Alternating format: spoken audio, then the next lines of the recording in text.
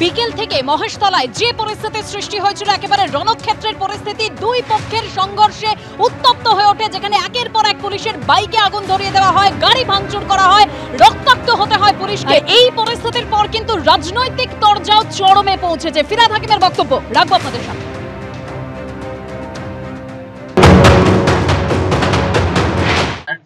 Police পুলিশের কাজ করবে। আমাদের এই বাংলায় হিংসার কোনো জায়গা নেই। বাংলা কখনোই গুজরাট হবে না। এখানে আমরা শান্তিপূর্ণভাবে ছিলাম, আছি, থাকবো। সর্বধর্ম সমন্বয় নিয়ে থাকবো। আমরা সবাই আনন্দের সাথে থাকবো।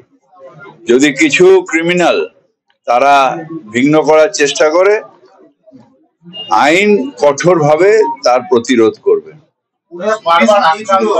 তার আইনের রক্ষক যখন যায়, ক্রিমিনাল যদি কোথাও অত্যাচার করে, আইন অনুযায়ী তার শাস্তি হবে, তার ব্যবস্থা হবে।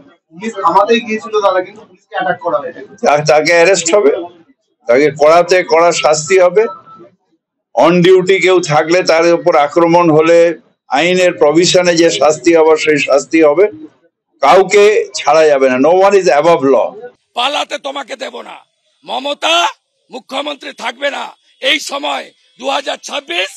আজকে 11 জুন, লিখে রাখুন, মমতা প্রাক্তন মুখ্যমন্ত্রী হবে, রাজীব কুমারকে থাকতে হবে। আজকের দিন সময় আমি নোট করে নিয়ে ভবানী ভবন ছাড়ছি।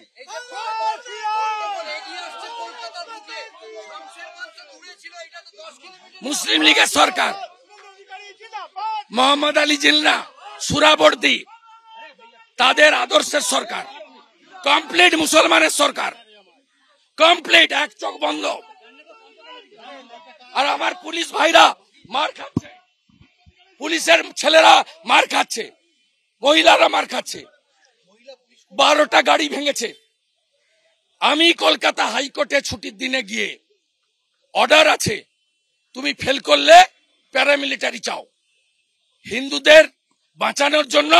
আর কমন পুলিশ বোলপুরের আইসির যেমন বউ আর মা তুলেছে, ছুতে পারেনি ঠিকই, এই পুলিশদের অবস্থা তাই। বাড়িতে যান, ঝাঁটা খাবেন, আজ রাতেই ঝাঁটা খাবেন। উত্তাল হবে, উত্তাল হবে, বিধানসভা উত্তাল হবে। মুসলমান সব ছাড়, মুসলমানের সরকার, উত্তাল হবে। কোশ্চেন অ্যান্সারের পরে উত্তাল হবে।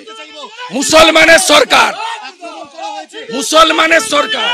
বিজেপি কি বললো সেটা নিয়ে কিছু আসে না, কারণ এরা নিজেরা সন্ত্রাসবাদী, এরা নিজেরা অশান্তি করে, এরা নিজেরা ধর্মীয় উস্কানি দিয়ে মানুষে মানুষে ভেদাভেদ সৃষ্টি করে। তাদের জবাব আমি দেব না। আমাদের বাংলার সংহতির সাথে, আনন্দের সাথে, ধর্ম নিরপেক্ষতার সাথে বাংলাকে চালিয়ে যাচ্ছেন মমতা বন্দ্যোপাধ্যায়।